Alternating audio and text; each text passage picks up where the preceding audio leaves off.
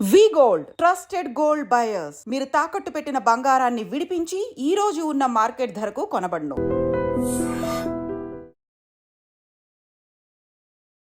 Hi hello నమస్తే welcome back to ఐట్రీ media. ఈరోజు మనతో ఉన్నారు సర్టిఫైడ్ వెల్త్ మేనేజర్ అయిన రేవంత్ చలమల గారు. సార్తో మాట్లాడతాం మార్కెట్ అప్డేట్ గురించి. Hi sir. హలో అండి. How are you sir? Thank you. Yeah sir, thank you. And right no markets ఒకసారి ఏ విధంగా చూస్తే నిఫ్టీ 50 7 పాయింట్స్ రైస్తో 22,552 దగ్గర, సెన్సెక్స్ వచ్చేసి 74,332 దగ్గర, bank Nifty 48,000 change, IT Nifty 37,000 change దగ్గర ఉన్నాయి. సో కంపారబుల్లీ మార్కెట్స్ ఫాల్ అనేది కాస్త తగ్గిందనే కనబడుతుంది. నిన్న కాస్త బెటర్ ఇది. సో ఏ విషయాలు ఇప్పుడు ఇంపాక్ట్ చేస్తున్నాయి రైట్ నో మార్కెట్ని ఇంత కాస్త ఫాల్ తగ్గడానికి? ఫస్ట్ అసలు పడటానికి రీజన్ అంటే తెలుసుండాలి. ఓకే, పడటానికి ఇండియాలో సింపుల్ కన్జంప్షన్ వీక్ అయింది. ఇదంతా యాంటిసిపేటెడ్ న్యూసే. అది ఎప్పటి నుంచో అనుకుంటుంది. డెఫినెట్గా మార్కెట్లో కొంత వీక్నెస్ వస్తుంది. వాల్యుయేషన్ ఎక్స్పాన్షన్ జరిగింది, దానివల్ల ప్రాఫిట్ బుకింగ్ జరుగుతుంది అన్న పాయింట్ గురించి I was speaking from so long time. So ఇప్పుడు ఆల్మోస్ట్ మనకి లార్జ్ క్యాప్ సెగ్మెంట్లో కొంతవరకు ఫేర్ వాల్యుయేషన్లోకి మార్కెట్ అయితే ఎంటర్ అయినట్టుగానే కనిపిస్తుంది. ఈవెన్ మనం price to earnings ratios check చేసిన వాల్యుయేషన్ పరంగా దే ఆర్ వెరీ డీసెంట్. ఇప్పుడు రిలయన్స్ అవ్వచ్చు, హెచ్డిఎఫ్సి బ్యాంక్ అవ్వచ్చు, పెద్ద పెద్ద ఇన్స్టిట్యూట్స్ కూడా చాలా ఫేర్ వాల్యుయేషన్స్లో దొరుకుతున్నాయి. సో బేసిక్గా ఇంకో వైపుగా మనం చూసాం, ఇంతకుముందు మన మార్కెట్ పడేటప్పుడు యూఎస్ మార్కెట్స్ పైకి వెళ్ళాయి. ఇక్కడ ఇష్యూ కేవలం ఇండియన్ మార్కెట్ తోటే ఉందా, ఈ ప్రపంచవ్యాప్తంగా అసలు ఎక్కడా సమస్యలు లేవా, ఇండియన్ మార్కెట్ ఇంకా కోలుకోదా, ఎఫ్ఐఎస్ అమ్ముకుంటూ వెళ్ళిపోతున్నారు, అసలు ఇండియన్ మార్కెట్లోకి తిరిగి రారా, ప్రపంచవ్యాప్తంగా పెట్టుబడులను వెనక్కి వెళ్ళిపోతున్నాయి. సో ఈ టెన్షన్ అంతా కనిపించింది. గత 4-5 రోజుల నుంచి గమనిస్తే, కరెక్ట్గా చెప్పాలంటే ఈ వీక్ అని చెప్పచ్చు, ఈ వారం నుంచి మనం ప్యాటర్న్ గమనిస్తే యూఎస్ మార్కెట్స్ అనేవి పడిపోతున్నాయి. ఆల్మోస్ట్ 10-12% పడిపోయినట్టున్నాయి యూఎస్ మార్కెట్స్, నాస్డాక్ ఇవన్నీ కూడా. ఇన్ రివర్స్లో మన ఇండియన్ మార్కెట్స్ అనేవి పైకి వెళ్ళడానికి ప్రయత్నం చేస్తున్నాయి. సో ఫస్ట్ నుంచి నా టేక్ చాలా క్లియర్. ఇండియన్ మార్కెట్స్తో కంపేర్ చేస్తే అసలు ప్రాబ్లం ఉంది యూఎస్ మార్కెట్లో. సో ఫస్ట్ అసలు మనం కొన్ని ఫండమెంటల్స్ని అర్థం చేసుకోవాలి. సో రీసెంట్గా నేను అబ్జర్వ్ చేసిన ప్యాటర్న్ ప్రకారం చాలామంది యూట్యూబర్స్ కానీ వీళ్ళు ఇండియన్ మార్కెట్స్తో కంపేర్ చేస్తే చైనీస్ మార్కెట్స్ కానీ యూఎస్ మార్కెట్స్ కానీ చాలా ఫెయిర్గా ఉన్నాయి, బెటర్గా రిటర్న్ ఇస్తాయి, వాటిలో ఇన్వెస్ట్ చేయండి, ఇండియన్ మార్కెట్స్ అనేవి అంత బెటర్గా లేవు అని చెప్పేసి మాట్లాడుతున్నారు. సో ఇక్కడ కొన్ని ఫండమెంటల్ రీజన్స్ చెప్పి I get in to the technicals also. So first అసలు ప్రాబ్లం వల్ల ఈ ప్రపంచంలో రీసెంట్గా మొదలైంది యూఎస్ దగ్గర నుంచి. ఇన్ఫ్లేషన్ ఫియర్ మన ఇండియాలో లేదు, వాళ్ళ దగ్గర ఎక్కువగా ఉంది. ఇంతకుముందు ఇంట్రెస్ట్ రేట్ హైక్స్ అన్ని కూడా వాళ్ళ దగ్గర ఎక్కువగా చేశారు. మన ఇండియాలో ఇంట్రెస్ట్ రేట్ హైక్స్ అనేవి పెద్ద ఎత్తున ఏమీ చేసిందేం లేదు. అక్కడ 2022లో సిలికాన్ వ్యాలీ బ్యాంక్ కొలాప్స్ అయింది వాళ్ళ దగ్గర. మన ఇండియాలో అటువంటి సిచ్యువేషన్ లేదు. మన ఇండియాలో ఎకానమీ అనేది కంపారిటివ్లీ చాలా స్ట్రాంగ్గా ఉంది. ఎస్, వాల్యుయేషన్ రిలేటెడ్ ఇష్యూస్ ఉన్నాయి. అదే కనుక మన డెప్ట్ అంటే ప్రభుత్వ అప్పులు గమనించినా కానీ యూఎస్తో కంపేర్ చేస్తే ఇండియా చాలా బెటర్గా ఉంది. జీడిపి టు డెప్ట్ రేషియో చూసినా మెయిన్ పాయింట్ కూడా ట్రంప్ ఇప్పుడు అంత బిజినెస్ మైండ్తో వర్క్ చేస్తుంది కూడా అమెరికాని డెట్లోంచి బయటకు లాగాలనే కాన్సెప్ట్ ఎక్కువ వినిపిస్తుంది ఆయనకు సపోర్టివ్గా. సో మేబీ అది కూడా ఒక పాయింట్ అయ్యి ఉండొచ్చు కాక, నేను కాదని అనట్లేదు. మేబీ వాళ్ళకి రెవెన్యూ గ్రో అయితే అట్లా వస్తుంది అని చెప్పి. ఇక్కడ పాయింట్ ఏంటి అని అంటే, ఇప్పుడు మీరు పెంచితే మేము పెంచుతామని రిటాలియేషన్కి ఎవ్రీవన్ ఆర్ రెడీ, రైట్? ఇప్పుడు చైనా రిటాలియేట్ అవ్వడానికి రెడీ అయిపోయింది, కెనడా రెడీగా ఉంది, మెక్సికో రెడీగా ఉంది. సో ఇక్కడ ఒక విషయాన్ని గమనించాలి. ఫస్ట్ యూఎస్ ఏంటి అంటే నెట్ ఇంపోర్టర్, వాళ్ళు ఎక్స్పోర్టర్స్ కాదు. సో వాళ్ళు ఎక్కువగా ఇంపోర్ట్ చేస్తున్నారు. వాళ్ళు ఎక్కువగా ఇంపోర్ట్ చేస్తున్నప్పుడు ఇక్కడ ఒక పాయింట్ అబ్జర్వ్ చేయాల్సింది ఏంటి, మీ దగ్గర నుంచి వచ్చే సామాన్లకి మేము ఎక్కువగా టారిఫ్లు వేస్తాం, ఇప్పుడు 10 రూపాయలు దాన్ని మేము 12.5 వేస్తామని చెప్పేసి అంటున్నారు. వాళ్ళు ఏమైనా ప్రాఫిట్స్ని తగ్గించుకుంటారా? లేదు. దాన్ని ఏం చేస్తారు, ప్రజల మీదకి పాస్ ఆన్ చేస్తారు. అట్లా పాస్ ఆన్ చేయడం జరిగితే గనక ఇక్కడ నష్టపోయేది ఎక్కువ ఆ దేశ ప్రజలు. దానివల్ల ఏం జరుగుతుంది, ఇన్ఫ్లేషన్ షూట్ అవుతుంది. ఇన్ఫ్లేషన్ షూట్ అయితే వడ్డీ రేట్లు కట్ చేయడం అనేది కష్టమవుతుంది. వడ్డీ రేట్లు కట్ చేయకపోతే రిసెషన్ ఇంపాక్ట్ మళ్ళీ పెరుగుతుంది. ఇప్పుడు ఆల్రెడీ అక్కడ ఐటీ సెగ్మెంట్లో జాబ్స్ పరంగా ప్రాబ్లం కనిపిస్తుంది. అండ్ రియల్ ఎస్టేట్ కంప్లీట్గా వీక్ ఉంది. వాళ్ళ దగ్గర ఉండేటువంటి యూనిట్స్ ఏవి కూడా సేల్ అవ్వట్లేదు because of the highest interest rate. వాళ్ళ ఎకానమీ రివైవ్ అవ్వాలి అని అంటే ప్రాపర్గా ఫస్ట్ ఇంట్రెస్ట్ రేట్ కట్ జరగాలి. ఇన్ఫ్లేషన్ పెరుగుతుంది అనే భయం ఈవెన్ ఫెడ్ చైర్మన్ కూడా వ్యక్తపరుస్తున్నారు ఈ టారిఫ్స్ రిలేటెడ్ ఇష్యూ వల్ల. సో మీరు గమనిస్తే ఎప్పుడైతే ఈ టారిఫ్స్ రిలేటెడ్ బాగా యాక్సలరేట్ చేశాడో, April 4th నుంచి కాదు నేను March 4th నుంచి ఇంప్లిమెంట్ చేస్తానని చెప్పాడో, అప్పటి నుంచి మనకి యూఎస్ మార్కెట్స్ యాక్చువల్గా నెగిటివ్ రియాక్ట్ అవ్వడం అనేది మొదలుపెట్టాయి. ఇండియన్ మార్కెట్స్ అప్పటి నుంచి స్టేబుల్ అవ్వడం మొదలుపెట్టాయి. So more or less global markets అంటే పర్టికులర్గా ఇండియన్ మార్కెట్ ఈ టారిఫ్ రిలేటెడ్ ఇష్యూని ఆల్రెడీ కూల్ డౌన్ చేసేసిందని అనుకోవాలి. అండ్ ఈవెన్ మనం 110% నుంచి 15% వరకు కూడా ఈవీ సెగ్మెంట్ వెహికల్స్ ఇంపోర్ట్స్ మీద టారిఫ్ కట్ ఆల్రెడీ ఇండియా చేసింది. అండ్ ఈవెన్ టెస్లా కూడా ఎటువంటి టారిఫ్స్ ఉండకూడదని కొన్ని డెలిబరేట్స్ పాస్ చేస్తుందని తెలుస్తుంది దాని గురించి. సో వాళ్ళు ఎన్నైనా మాట్లాడచ్చు, వాళ్ళు ఎవరు చెప్పడానికి అసలు టారిఫ్స్ ఉండకూడదు అంటానికి. So in between the countries definitely there will be some tariff exchange. ఏది లేకుండా ఒట్టిపుంజానికి మిమ్మల్ని ఎందుకు ఎక్స్చేంజ్ ఒప్పుకుంటారు? సో అది పాసిబుల్ కాదు. ఇప్పుడు కూడా చేసిన ఫేవర్ ఏం చేశారు, టెస్లా గురించే ఈ 110 ఎక్కడ ఉంది, 15 ఎక్కడ ఉంది, వాళ్ళు 110 దగ్గర నుంచి 90కి తీసుకొచ్చారా, డైరెక్ట్గా 15. అది నేను తప్పనట్లేదు, అది ప్రాపర్ పొలిటికల్ స్ట్రాటజీ అయ్యి ఉండొచ్చు కాక. ఒకవేళ అది ఇంప్లిమెంట్ చేయకపోతే మన Indian IT segment and pharma segment impact అవ్వడానికి అవకాశం ఉంది. సో గోయింగ్ ఫర్దర్ వాళ్ళ ఫ్రెండ్లీ ఆ నేచర్ తోటి కొద్ది వరకు మేము తగ్గిస్తాం, మీరు తగ్గించండి, మీరు మా మీద ఇంపాక్ట్ ఎక్కువ వేయకండి అని చెప్పి ముందటి నుంచే ఇండియన్ గవర్నమెంట్ ముందే స్టాండ్స్ తీసుకుంది. కరెక్ట్గా టారిఫ్స్ రిలేటెడ్ ప్రెస్ మీట్ పెట్టే ముందే ట్రంప్ గారు ప్రెస్ మీట్ పెట్టే ముందు మోడీ గారు అక్కడికి వెళ్ళి కూర్చున్నారు.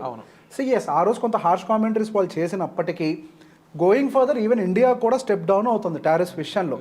సో బేసిక్గా గోయింగ్ ఫర్దర్ మన ఇండియా మీద పెద్ద ఎత్తున ఇంపాక్ట్ ఉండే అవకాశం లేదు, కానీ ఇది ఇలానే కనుక కంటిన్యూ అవుతూ పోతూ ఉంటే ఎక్కువ ఇంపాక్ట్ అయ్యేది యూఎస్ఏ. సో యూఎస్ మార్కెట్లో కూడా ఆల్రెడీ సర్వీస్ రిలేటెడ్ పిఎంఐ కొంత వీకెన్ అవుతుంది. ఎస్, నిన్న ఒక డేటా వచ్చింది, కొంత బెటర్గా ఉంది. సో సహజంగా యూఎస్ ఎకానమీ అంతా కూడా డ్రైవ్ చేయబడేది సర్వీస్ సెగ్మెంట్ వల్ల. మ్యానుఫ్యాక్చరింగ్ సెగ్మెంట్ అనేది అక్కడ డామినెంట్ ఏం కాదు. చైనా లాంటి ఎకానమీలో manufacturing segment dominant economy. So అక్కడ సర్వీస్ ఎకానమీ కూడా వీకెన్ అవుతుంది. అక్కడ వీకెన్ అవుతోంది అని ఒక భయం చాలా ఎవిడెంట్గా వాళ్ళ మార్కెట్స్లో కనిపించడం వల్లనే వాళ్ళకి అక్కడ మార్కెట్లో ఫాల్ అనేది యాక్సిలరేట్ అవుతుంది. సో ఇంట్రెస్ట్ రేట్ కట్స్ రాకపోవచ్చు, ఇది మరింత యాక్సిలరేట్ అవుతుంది అని ఒక భయాలు వాళ్ళకి కనిపిస్తున్నాయి. అండ్ మార్కెట్ అనలిస్టులు కూడా ఒక పాయింట్ చెప్తా ఉన్నారు, మీరు అన్న పాయింట్ సర్వీస్ ఎక్కువ అక్కడ, ప్రొడక్ట్ ఓరియంటెడ్ తక్కువ ఉంటుందని. మేజర్గా ఫార్మా ఎక్స్పోర్ట్ చేసుకుంటాం మనం అమెరికాకి. ఇప్పుడు ఆ tariffs end of the day అక్కడ ఉన్న ఇండివిజువల్ పర్సన్ ఇంపాక్ట్ చేస్తుంది. వాడు తట్టుకోలేనప్పుడు రిసెషన్ అగైన్ 100%. ఇదంతా కూడా అమెరికాకి మళ్ళీ నెగిటివ్ అయ్యే పాసిబిలిటీస్ ఎక్కువ కనిపిస్తాయి. That is the point. ఇప్పుడు ఎక్కడైనా టారిఫ్లు పెంచగలుగుతా కానీ ఆల్రెడీ వాళ్ళ దగ్గర మెడికల్ ఇన్ఫ్రాస్ట్రక్చర్ చాలా ఎక్స్పెన్సివ్. అసలు ఇన్సూరెన్స్ లేకుండా ఒక వ్యక్తి హాస్పిటల్కి వెళ్ళటం అనేది నెక్స్ట్ ఇంపాసిబుల్ అక్కడ బతకడం అనేది. సో బేసిక్ అటువంటి ఒక కంట్రీలో వాళ్ళు అది ఫార్మాసిటికల్ సైడ్గా ఇంకా 25% టారిఫ్ని విధిస్తే అది ఇంకా బర్డెన్ చేస్తుంది వాళ్ళ కంట్రీని, అక్కడ ఉన్నటువంటి ఇన్సూరెన్స్ కంపెనీస్ని, వాళ్ళ ప్రజలను బర్డెన్ చేస్తుంది.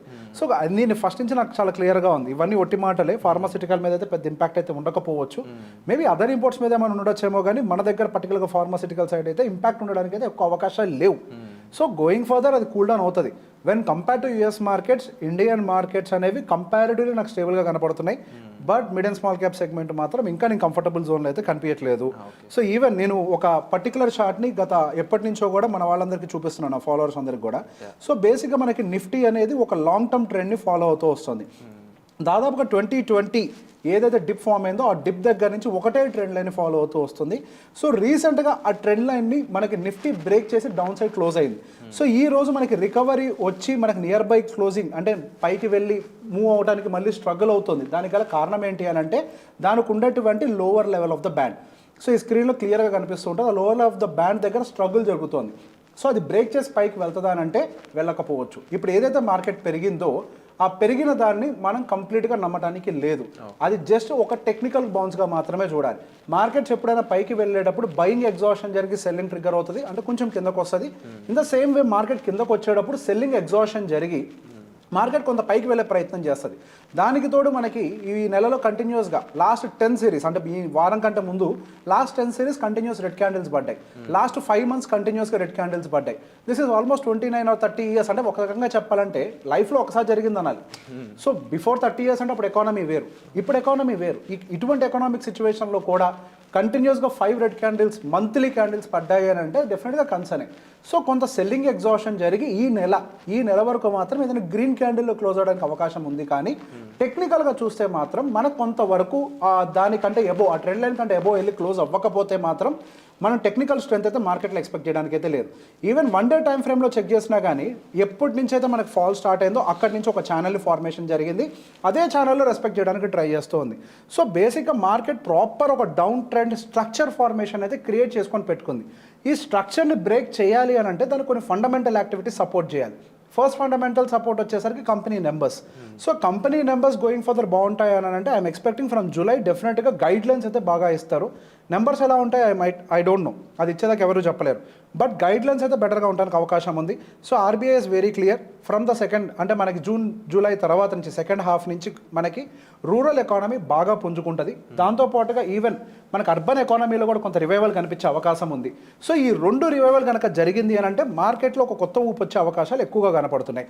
సో ఈ వీటి వల్ల ఎవరు అడ్వాంటేజ్ తీసుకుంటారు? డొమెస్టిక్ కన్జంప్షన్ అంటే ఎఫ్ఎంసీజీ అవ్వచ్చు, ఆటోమొబైల్ సెగ్మెంట్ అవ్వచ్చు, ఇటువంటివన్నీ కూడా కొంత అడ్వాంటేజ్ తీసుకుంటాయి, పర్టికులర్గా బ్యాంక్స్, ఎన్బిఎఫ్సిస్. సో ఈ మధ్య గమనిస్తే మనము అటు ప్రభుత్వం కానీ ఆర్బీఐ కానీ వీళ్ళందరూ కూడా కన్జంప్షన్ థీమ్ని బూస్ట్ చేయడానికి ప్రయత్నం చేస్తున్నారు. ఈ బీజేపీ ప్రభుత్వం వచ్చిన ఈ 15 అంటే ఇది 3వ టర్మ్, లాస్ట్ 2 టర్మ్స్లో ఎక్కువ ఇన్ఫ్రాస్ట్రక్చర్, డిఫెన్స్ అని అటువైపుగా స్పెండింగ్ పెట్టిన వాళ్ళు ఇప్పుడు స్పెండింగ్ని పూర్తిగా ఆపేసి ఇప్పుడు డబ్బుల్ని ప్రజల చేతుల్లో పెట్టే ప్రయత్నం చేస్తున్నారు. సో ఇంతకుముందు వాళ్ళ చేతుల్లో డబ్బులు పెట్టినప్పుడు వాళ్ళు అనుకున్నటువంటి టార్గెట్ని రీచ్ కాలేకపోయారు in terms of GDP or XYZ. So again మనకి ప్రెషర్ అనేది క్రియేట్ అయింది. సో ఇప్పుడు వాళ్ళు ఇంకొక స్టెప్ తీసుకున్నారు. సో ఆ స్టెప్ ఏంటి? ఒకటి 12 lakhs ట్యాక్స్ ఎగ్జంప్షన్ ఇవ్వటము, అండ్ దాంతోపాటుగా ఆర్బీఐ మనకి రేట్ కట్ ఇవ్వటము, దాదాపుగా 1,90,000 కోట్లకి బాండ్ బయింగ్ చేయటము. సో ఇట్లా రకరకాల ఆస్పెక్ట్స్ తోటి సో ఇవన్నీ కలిపితే దాదాపుగా 3 నుంచి 4 లక్షల కోట్లు ప్రజల చేతిలో పెట్టే ప్రయత్నం చేస్తున్నారు. అంటే ఇంత పాసిబిలిటీస్ ఉన్నప్పుడు డిఐస్ మళ్ళీ పెరిగి వాళ్ళ ద్వారా బూస్ట్ వచ్చే ఛాన్స్ ఏమైనా ఉందా మార్కెట్కి? సో డిఐఎస్ ఇన్వాల్వ్మెంట్ ఇప్పుడు రీటైలర్ పెడితేనే జరుగుతుంది. సో ఒక రీటైలర్ ఒక్కడే మార్కెట్లో ఇన్వెస్ట్ చేస్తూ ఉంటే మార్కెట్ పైకి వెళ్తుంది అంటే అట్లా ఎప్పుడూ జరగదు. ఎప్పుడైనా కానీ మనకి వేరే కంట్రీస్ నుంచి కూడా పెట్టుబడులు రావాలి. ఎస్, ఇండియాలో ఒక అడ్వాంటేజ్ అయితే ఉంది. ఇండియాలో అడ్వాంటేజ్ ఏంటి అని అంటే మన జనాభా ఎక్కువ. ఇప్పటి వరకు కేవలం 5-6% పాన్ కార్డ్స్ మాత్రమే అకౌంట్స్ ఉన్నాయి మన దగ్గర. సో అది ఒక 10%కి వెళ్ళిన 15% పాన్ కార్డ్స్ ఇన్వెస్టర్స్గా టర్న్ అవుట్ అయినా కానీ డెఫినెట్గా ఇండియన్ ఎకానమీకి మంచి అడ్వాంటేజ్ జరిగే అవకాశాలు ఉంటాయి. కానీ but end of the day ఎప్పుడైనా బయట నుంచి ఒక సపోర్ట్ అనేది ఖచ్చితంగా రావాలి. మన దగ్గర దాదాపుగా 20% వెయిటేజ్ వరకు కూడా మనకి FIIs క్యారీ చేస్తూ ఉంటారు. 20% అనేది చిన్న విషయం ఏం కాదు. గట్టిగా ఇప్పుడు తగ్గుంటే 3% తగ్గినట్టుంది వాళ్ళ వెయిటేజ్ అంతే. ఇప్పుడు 17%కి ఎక్కడ ఉన్నట్టున్నారు వాళ్ళు. సో అది పెద్ద విషయం ఏం కాదు. 17-16 ఉన్నారు. సో బేసిక్గా మనం దాని మొత్తాన్ని కాంపన్సేట్ చేయాలి అంటే మన వాళ్ళు చాలా ఇన్వెస్ట్మెంట్స్ పెట్టాలి. ఇక్కడ మన దగ్గర నెంబర్ ఆఫ్ పాన్ కార్డ్స్ పెరిగాయి కానీ ఎంత ఇన్వెస్ట్మెంట్ పెరిగింది అనేది కూడా పాయింట్. సో ఇక్కడ డిఐఎస్కి ఎక్కువ సపోర్ట్ చేస్తుంది రీటైలర్స్. సో ఇక్కడ రీటైలర్స్తో ఒక చిన్న సమస్య ఏంటి? రిటర్న్స్ కనపడకపోతే అదే రీటైలర్ డబ్బులు వెనక్కి కూడా తీస్తారు. రీటైలర్ పెడుతున్నటువంటి డబ్బులు వాళ్ళ అవసరాలకు అనుకూలంగా ఉంటాయి కానీ వాళ్ళ మార్కెట్ని దృష్టిలో పెట్టుకొని పెట్టరు. Right. So at any given point of time retailer మీద మనం పూర్తిగా నమ్మకం పెట్టుకొని ఎకానమీని ముందరికి తీసుకెళ్ళడం అనేది సాధ్యం కాదు. అండ్ మోర్ ఓవర్ ఇప్పుడు చూసుకున్నట్లయితే 5 monthsగా ఈ ఫాల్ అనేది ఉంది. బట్ ఎక్కువ మంది Q4 రిజల్ట్స్ మీద కాస్త పాజిటివ్గా, ఆల్వేస్ అవి పాజిటివ్గా ఉంటాయి అని చాలా కాన్ఫిడెంట్గా చెప్తా ఉన్నారనమాట. దాని విషయం ఏ విధంగా ఉంటుంది మార్కెట్ ఇంపాక్ట్? నైస్. సో ఇప్పుడు బేసిక్గా mid and small cap segment అయితే don't think so. Mid and small cap సెగ్మెంట్కి ప్రాబ్లం ఏమొచ్చింది అంటే అది గ్రోత్ 18% డెలివర్ చేయాల్సింది కాస్త 25-26% డెలివర్ చేసింది. సో అది రిటర్న్స్ పాయింట్ ఆఫ్ వ్యూలో చెప్పట్లేదు. CAGR రిటర్న్ ఇంత వచ్చిందని పాయింట్ ఆఫ్ వ్యూలో కాదు. వాళ్ళ ఎర్నింగ్స్ ఎంత వస్తుంది అనేది ఇక్కడ పాయింట్. ఎప్పుడైనా కానీ మనకు స్టాక్ మార్కెట్ ఇవ్వాల్సిన రిటర్న్ వాళ్ళ ఎర్నింగ్స్ తోటి ఇన్లైన్ అయి ఉండాలి. సో వాళ్ళ ఎర్నింగ్స్ అన్ని వాళ్ళకి వచ్చేటువంటి ఎర్నింగ్స్ తోటి ఇక్కడ స్టాక్ మార్కెట్ డెలివర్ చేసిన రిటర్న్కి మిస్ మ్యాచ్ ఉంది. ఆ మిస్ మ్యాచ్ ఉంది కాబట్టి ఇప్పుడు మార్కెట్ కరెక్షన్కి గురై మ్యాచ్ చేసే ప్రయత్నం చేస్తుంది. సో ఇప్పుడు ఏం జరిగింది? అదే టైంలో ఇన్ఫ్లేషన్ షూట్ అవటం వల్ల వాళ్ళకి రా మెటీరియల్ ప్రైసింగ్ అనేది బాగా పెరిగింది. అండ్ ఎంప్లాయ్మెంట్ కాస్టింగ్ కూడా వాళ్ళకి డబుల్ డిజిట్ తోటి గ్రో అవుతుంది. So raw material purchasing, manufacturing, employment cost ఇదంతా డబుల్ డిజిట్తో గ్రో అవటం వల్ల వాళ్ళకు వచ్చేటువంటి గ్రోత్ అంతా కూడా సింగిల్ డిజిట్లోకి వచ్చేసింది. సో ఇదంతా కొంత సెటిల్ డౌన్ అవ్వడానికి కొంత time mid and small cap సెగ్మెంట్కి పట్టే అవకాశాలు ఉన్నాయి. అదే లార్జ్ క్యాప్ సెగ్మెంట్ విషయాల్లోకి వచ్చేసరికి కొన్ని అడ్వాంటేజెస్ ఉన్నాయి. ఆ లార్జ్ క్యాప్ సెగ్మెంట్లో ఎక్కువగా డామినెంట్ రోల్ ప్లే చేసేది బ్యాంకింగ్ సెగ్మెంట్, NBFCs ఎక్కువగా డామినెంట్ రోల్ ప్లే చేస్తాయి. ఆఫ్ కోర్స్ IT కూడా కొంత డామినెంట్ రోల్ అని ప్లే చేస్తూ ఉంటుంది. And Reliance one of the highest weightage.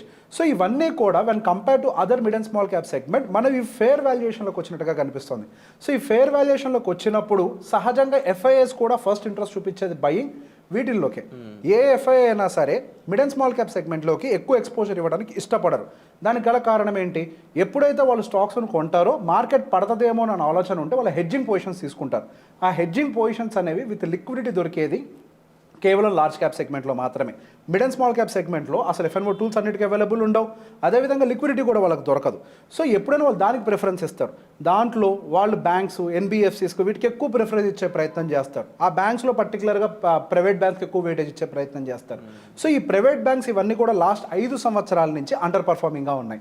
NBFCs last 5 సంవత్సరాల నుంచి అండర్ పర్ఫార్మింగ్గా ఉన్నాయి. సో బ్యాంకింగ్ సెగ్మెంట్ని రివైవ్ చేసేందుకే ఇటు RBI కష్టపడుతోంది, అండ్ ఈవెన్ వాళ్ళు రకరకాలుగా లిక్విడిటీని పెంచే ప్రయత్నాలు కూడా చేస్తున్నారు. అండ్ ఈవెన్ డిపాజిట్ రేషియోస్ను కూడా 125 నుంచి 100కి తీసుకొని వచ్చారు ఎన్బిఎఫ్సిస్కి. సో మైక్రో ఫైనాన్స్ కంపెనీస్ని ఎక్కువగా బూస్ట్ చేసే ప్రయత్నం చేస్తున్నారు. సో ఇప్పుడు ఏం చూసినా కానీ బ్యాంకింగ్ సెక్టర్ చుట్టూ ఒక యాక్టివిటీ బిల్డ్ అవడం అనేది గమనిస్తున్నాం ఎకానమీలో. సో గోయింగ్ ఫర్దర్ మనకి ఈ బ్యాంకింగ్ రివైవల్ వల్ల లార్జ్ క్యాప్ సెగ్మెంట్ స్టెబిలైజ్ అవుతూ mid and small cap segment అనేది అండర్ పర్ఫామ్ చేయడానికి అవకాశం ఉంది. సో ఈ టర్మ్స్ని అర్థం చేసుకోవాలి. లార్జ్ క్యాప్తో కంపేర్ చేస్తే మనకి mid and small cap segment under perform చేస్తుంది. రిటర్న్స్ ఇవ్వద్దు అని అనట్లేదు, ఇది ఎక్కువ రిటర్న్స్ ఇస్తుంది అని అంటాం when comparative. So that is the difference. Yeah, going further we have really good chance. Numbers ఎలా ఉంటాయి అది ఎవ్వరం చెప్పలేము. నెంబర్స్ ఎలా ఉన్నా యాక్చువల్గా స్టాక్ మార్కెట్ అనేది ఆ టైంలో ఇచ్చిన నెంబర్స్తో కంపేర్ చేస్తే వాళ్ళు నెక్స్ట్ ఇవ్వబోయే గైడెన్స్ మీద ఎక్కువ డిపెండ్ అయి ఉంటుంది.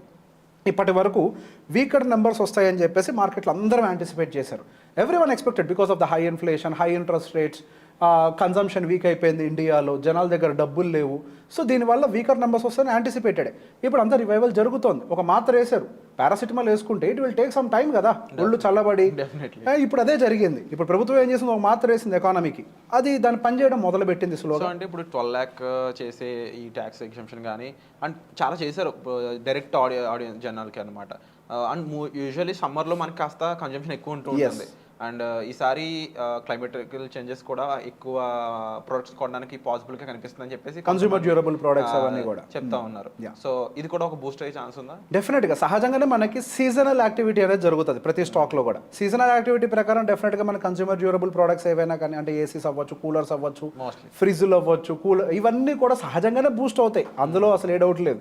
సో ఇప్పుడు దీనికి తోడు మనకి ఇన్ఫ్లేషన్ కూల్ ఆఫ్ అవుతుందని ఒక ఏదైతే యాడ్ ఆన్ అవుతుందో ఆటోమేటిక్గా మనకి మూమెంటం అనేది స్టార్ట్ అవడానికి పాసిబిలిటీ అయితే కనిపిస్తుంది. There is very high probability going further when compare to US markets, Indian markets might stabilize. There is very high chance. And దాంతోపాటుగా ఇంకొన్ని పాయింట్స్ కూడా. సో మొన్నటి వరకు రిలయన్స్ మార్కెట్ని బాగా డ్రాగ్ చేసింది. సో ఇవాళ గమనిస్తే మార్కెట్ని కేవలం నిలబెట్టింది రిలయన్స్ మాత్రమే. ఈ రోజు 7 పాయింట్లు నిఫ్టీ పాజిటివ్లో ఉందని చెప్పారు. 60 పాయింట్లు మనకి రిలయన్స్ ఒక్కటే కాంట్రిబ్యూట్ చేసి నిఫ్టీని, సెన్సెక్స్ని పాజిటివ్లో క్లోజ్ అయ్యేలాగా చేసింది. ఇఫ్ నాట్ రిలయన్స్ ఈ రోజు మనం రెడ్ ఫిగర్ చూసి ఉండేవాళ్ళం డెఫినెట్గా.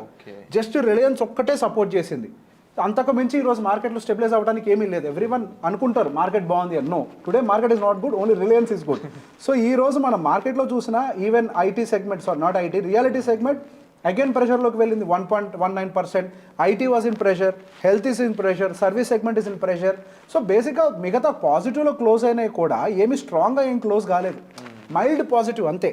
సో ఈ రోజు మనం ఏదైతే గ్రీన్ అని అనుకుంటున్నామో this is not green, this is absolutely red candle. అంటే మన కంటికి కనిపించడానికి ఒక రీటైలర్ చూసేటప్పుడు ఏంటి గ్రీన్ క్యాండిల్ పడదా అనుకుంటారు, కానీ ఒక ఇన్ఫార్మ్డ్ ఇన్వెస్టర్ చూడాల్సింది ఏంటి, ఎంటైర్ బిహైండ్ ద స్క్రీన్ చూడాలి. వెనకాల ఏం జరిగింది, ఒక రిలయన్స్ సపోర్ట్ చేసింది. If not Reliance it is red today, డెఫినెట్గా రెడ్లో క్లోజ్ అయ్యి ఉండేది. I'm expecting again there will be some pull back on the lower side, but deeper corrections జరగడానికి అవకాశం అయితే లేదు, కొంచెం స్టెబిలైజ్ అవుతుంది. సో బేసిక్గా మార్కెట్ని 3 స్ట్రక్చర్స్లో పిలుస్తాం: bull market, bear market, kangaroo market. Bull, bear అందరికీ తెలుసు, కంగారో గురించి ఎవరికీ తెలియదు, ఎందుకంటే ఎవరు చూడలే. ఇప్పుడు రాబోయేది కంగారో మార్కెట్. అంటే స్పీడ్గా పైకి కిందకి అక్కడక్కడే తిరుగుద్ది. Heavy volatility in sideways, that's how. అక్కడే ఉంటుంది, ఎక్కడికి వెళ్దు. సో రిటర్న్స్ అనేది ఎక్కువగా ఇవ్వదు. సో సంహౌ ఇక్కడ పాజిటివ్ పాయింట్స్ అయితే చాలా కనిపిస్తూ ఉన్నాయని చెప్పారు మీరు. At the same time hopefully మీరు చెప్పినట్లు డిఐఎస్ పెరగడం కానీ, లేకపోతే ఎఫ్ఐఎస్ మళ్ళీ గెట్ బ్యాక్ అవ్వడం కానీ చాలా పాజిటివ్ పాయింట్స్ అయితే రావాల్సి ఉంది ఇంకా స్టిల్. రైట్ నో మార్కెటింగ్ సంబంధించిన both technical and fundamental reasoning అయితే మనకి రేవంత్ గారు ఇవ్వడం జరిగిందండి. అగైన్ ఈ టైంలో ఇన్వెస్ట్మెంట్స్ గురించి ఎక్కువ మంది కామెంట్స్ చేస్తూ ఉన్నారు, నేను అబ్జర్వ్ చేస్తూ ఉన్నాను. సో రైట్ ఇన్వెస్ట్మెంట్ కోసం ఎప్పుడైనా సరే రైట్ ప్రొఫెషనల్ చాలా ఇంపార్టెంట్. సో దానికి సంబంధించిన గైడెన్స్ కోసం మీరు డిస్ప్లే అవుతున్న నెంబర్స్ కాల్ చేసి డైరెక్ట్గా సార్ని సంప్రదించవచ్చు. సో మోస్ట్లీ రేవంత్ గారి నుంచి ఎటువంటి ఎపిసోడ్స్ ఎక్స్పెక్ట్ చేస్తున్నారు కూడా మీరు కామెంట్ సెక్షన్లో మెన్షన్ చేసినట్లయితే ఆ ఎపిసోడ్స్ మీ ముందుకు తీసుకొచ్చే ప్రయత్నం అయితే మేము చేస్తాం.